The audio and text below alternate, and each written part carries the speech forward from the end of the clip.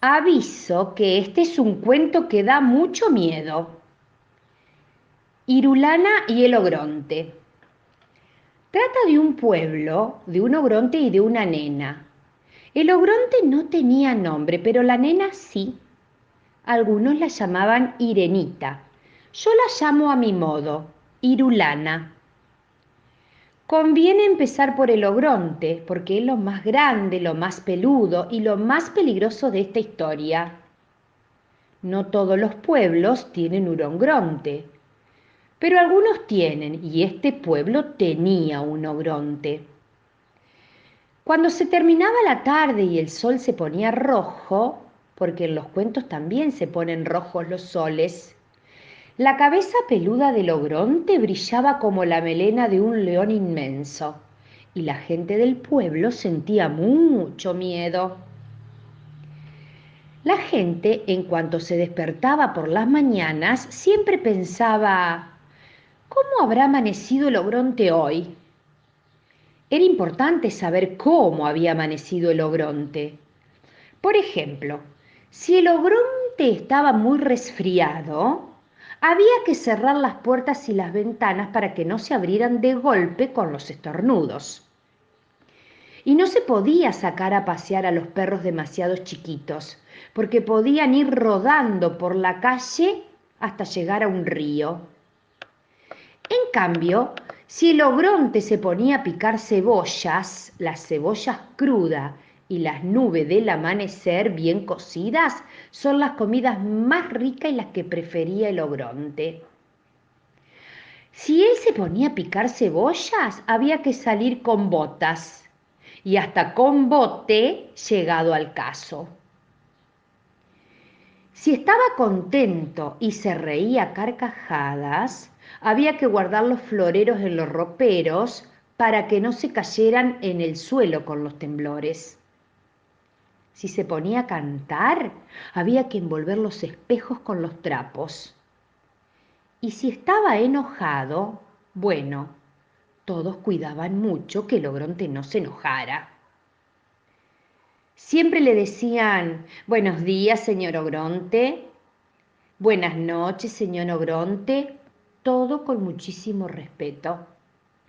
Y todas las tardes iban hasta el pie de la montaña y le dejaban canastos repletos, repletos de cebollas, de vacas muy gordas, de flores de colores, y le hacían una gran torta para el día de su cumpleaños. También le cantaban canciones para que se durmiese. Todo, todo para que no se enojase. Pero igual un día el ogronte se enojó. Se enojó porque sí. Vaya uno a saber por qué se enojan los ogrontes. Se notó que se había enojado porque empezó a gritar y a rugir y a mover los brazos en el aire como un molino. Y porque sus dientes enormes, no se imaginan ustedes lo enorme y filoso que son los dientes de los ogrontes enojados. Estos dientes brillaban más que su melena al atardecer.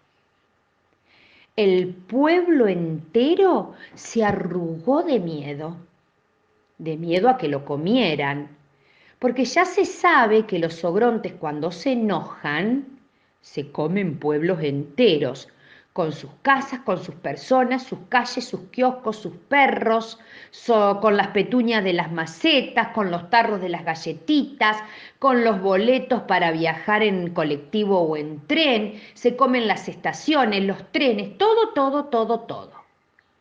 La gente salió corriendo. Algunos iban con las orejas tapadas. Taparse las orejas no los protegía del enojo del ogronte, pero al menos ayudaba a que sus rugidos no se escucharan tan fuerte. Pero yo dije al principio que este era el cuento de un pueblo, de un ogronte y de una nena. Ahí está la nena. ¿La ven?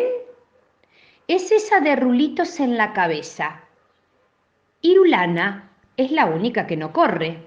A mí no me pregunten por qué no corrió Irulana. Vaya uno a saber por qué no salen corriendo las irulanas cuando vienen los ogrontes. Los que contamos los cuentos no tenemos por qué saberlo todo. Yo lo único que sé es que Irulana no corrió, sino que se sentó a esperar en un banquito. Tal vez era muy valiente, tal vez era un poco chiquita, tal vez estaba demasiado cansada. Se sentó en un banquito verde en una calle vacía. Bueno, todas las calles estaban vacías en ese pueblo. Cuando se terminó la tarde y el sol se puso rojo, la cabeza peluda del ogronte brilló más que nunca y los dientes brillaron más todavía. Y había rugidos enormes que sacudieron el suelo. Irulana tuvo miedo, y más miedo tuvo cuando vio que el ogronte se empezaba a mover. Ahora viene y se come al pueblo, pensó Irulana. Y efectivamente, no se olviden de que yo avisé de que este era un cuento de miedo.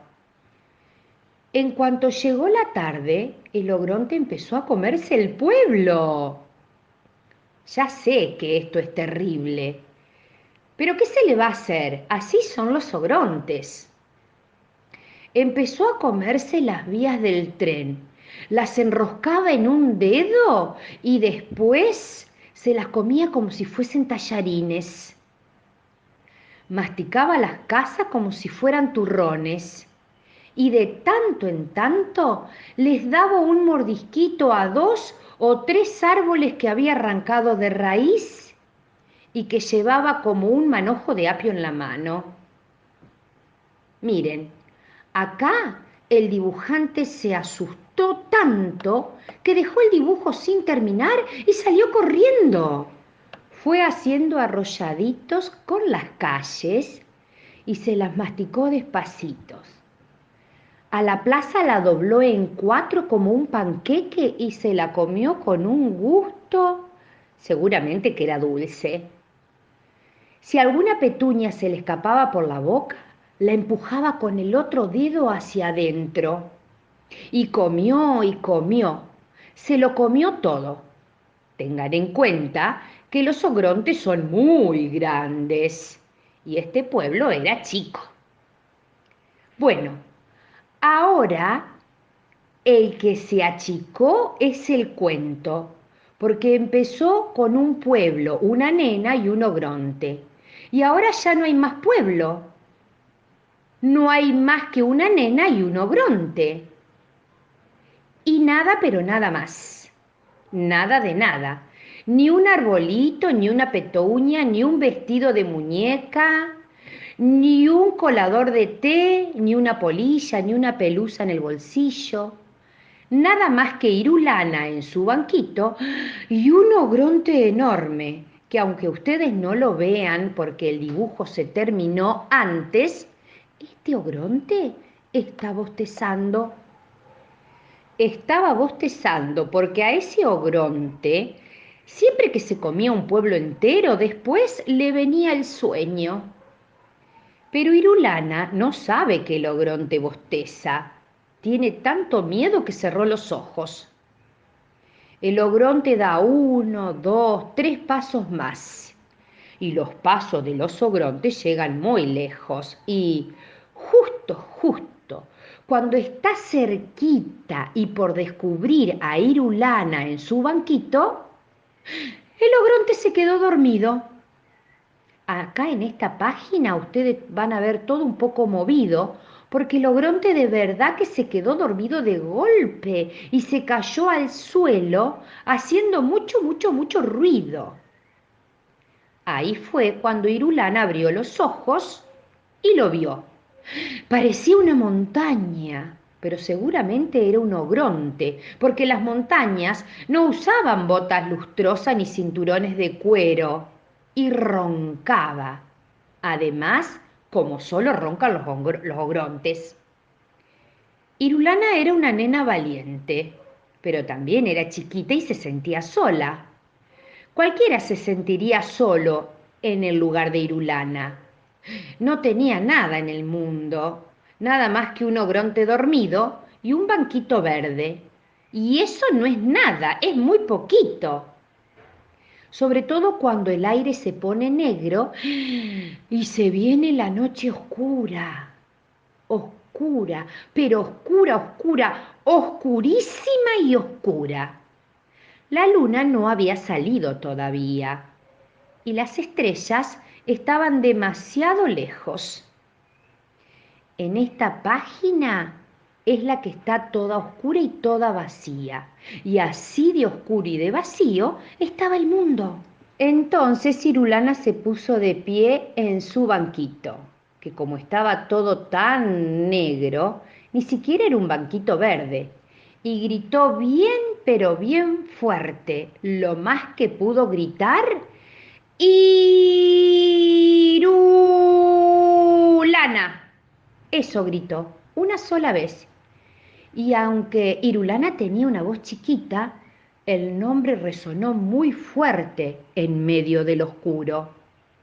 El nombre creció y creció. La I, por ejemplo, tan flaquita que parecía, se estiró muchísimo. No se quebró porque era una I muy fuerte. Y se convirtió en un hilo largo y finito que se enroscó alrededor del ogronte, de la cabeza del ogronte, de los pies del ogronte, de las manos del ogronte, de la panza inmensa donde estaba todo el pueblo que se había comido. La R se quedó sola en el aire, rugiendo con rabia, porque las R rugen muy bien, mejor que nadie. La U se hundió en la tierra y cavó un pozo profundo, el más profundo del mundo. Y entonces la R, que rugía como una mariposa, hizo rodar al ogronte hasta el fondo de la tierra. En una de esas, ustedes ponen cara de "no puede ser" y se ríen y dicen que una palabra no puede hacer tantas cosas. Y yo digo que sí puede. Prueben, si no, de decir una palabra importante, una sola, en medio de una noche oscura y al lado de un ogronte. La lana de Irulana se hizo un ovillo redondo y voló al cielo para tejer una luna. Hizo bien, porque entre la lana y una luna no hay tanta diferencia. Entonces la noche se iluminó. Aquí está, toda iluminada. Ahora sí se puede ver bien lo que pasa en este cuento. Hay un ogronte enterrado en un pozo muy profundo, tan profundo que casi ni se ve que lo ataron como un matambre. Y hay una nena chiquita que mira la luna llena desde arriba de un banquito. Parece que no hubiera nada, pero... A ver, acérquense un poquito más a la pantalla. Miren bien, miren que allá adentro, lejos, lejos, en el fondo de la pantalla, hay un montón de gente que vuelve. Si se acercan y ponen la oreja en la pantalla, tal vez oigan la música, porque toda esa gente traen guitarras, violines y panderetas. Vienen a fundar un pueblo. Y este cuento se termina más o menos como empieza. Había una vez un pueblo y una nena. Ogronte, en cambio, no había. Algunos pueblos tienen ogrontes, pero este no tenía. Es un cuento un poco igual, pero un poco diferente. Eso sí, seguro que no es de miedo. Y colorín colorado, el cuento del ogronte se ha terminado.